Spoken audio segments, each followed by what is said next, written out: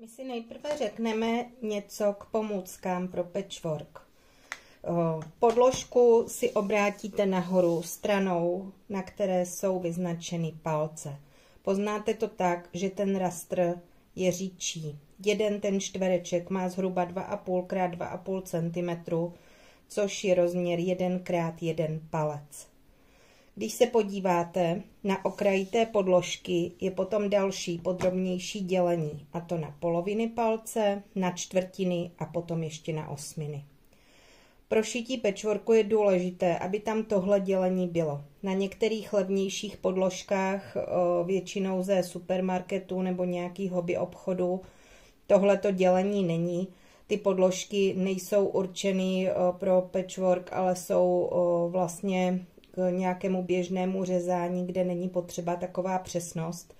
My však potřebujeme využívat tyhle ty přesné míry. Tomu potom odpovídá pravítko, které musí mít také míru v palcích.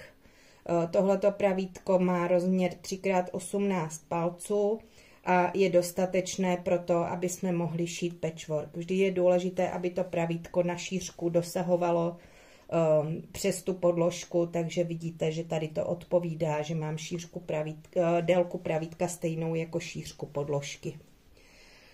Na pravítku vidíte úplně stejné míry jako na té podložce. Takže 1 x 1 palec je tenhle ten čtverec a ten je rozdělený po čtvrtinách a potom tady ještě jsou i ty osminy. Takže tady vidíte ty míry, které my teď budeme používat a potom potřebujeme řezák. Já mám tenhle typ řezáku, který se musí vždy odjistit a při každém položení opět zase zajistit, abych si nepoškodila to kolečko a aby mi dobře řezalo. To je všechno k těm pomůckám, které my budeme potřebovat.